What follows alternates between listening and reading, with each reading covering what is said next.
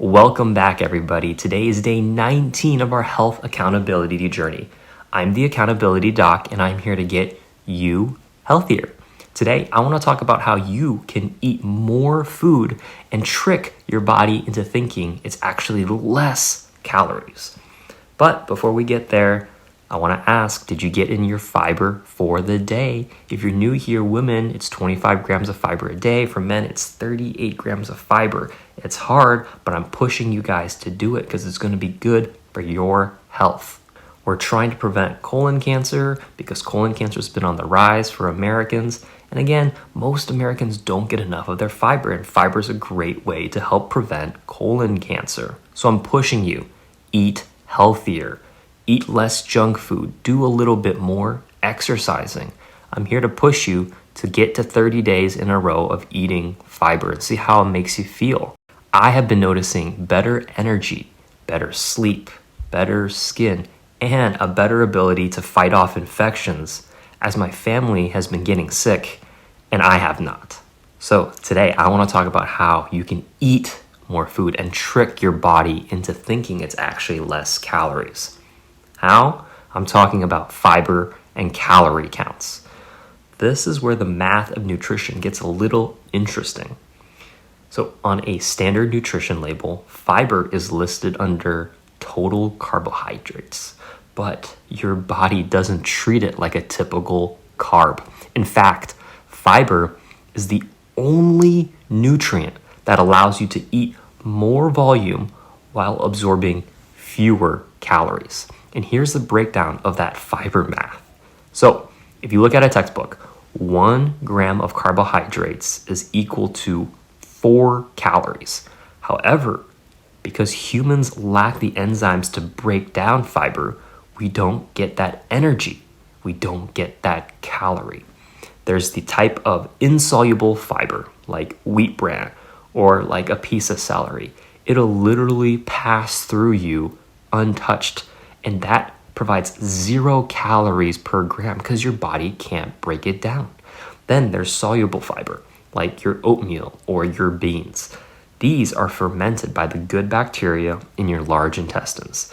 This process creates short-chain fatty acids, which your body can use for energy. And this provides about 2 calories per gram. And so most high fiber foods are a combination of soluble and insoluble fiber. And the effective calorie count of fiber is around about 2 calories per gram, which cuts down that calorie that you get from typical carbs in half. So, giving you an example, you can eat about 10 bowls of broccoli for the same calories as eating a whole small bag of gummy bears type of candy. Because broccoli is filled with nutrients, fiber, water, you'll probably be physically unable to eat 10 bowls of broccoli, whereas a small bag of gummy bears, anybody could eat that in 10 minutes, right? The difference is astounding. Fiber doesn't just provide fewer calories, it actually also acts like a calorie sponge for the other types of food you eat. So fiber molecules can bind to small amounts of dietary fat and sugar in your small intestines. So instead of being absorbed into your bloodstream and stored as body fat, the fiber that doesn't get digested carries them through the digestive tract and out of your body as waste. There have been studies that show that people who eat a high fiber diet, they can lose or fail to absorb about 90 to 130 calories per day just because fiber will bind to those extra calories and get them out of your body. Now let's talk about digestion. Your body actually has to work harder to process high fiber foods than it does with a simple sugar or starch.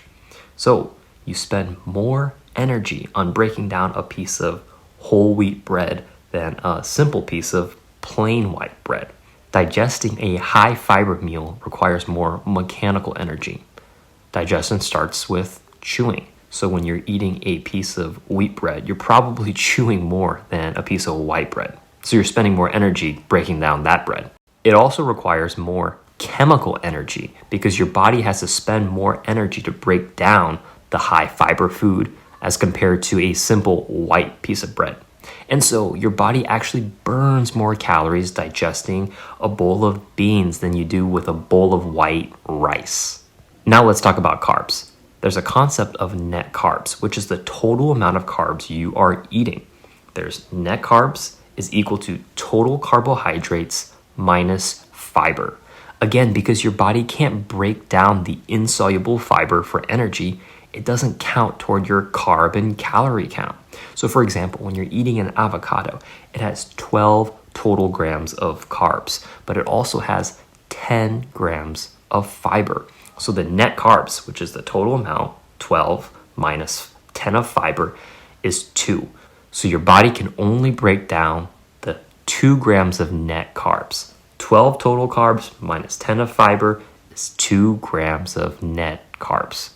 With the right amount of food, you can still be eating a lot of it, volume-wise, but only absorbing a fraction of the calories. And this is a great way to trick your body into eating more and losing more weight. So that's it for today. Again, today is day 19 of our health accountability journey.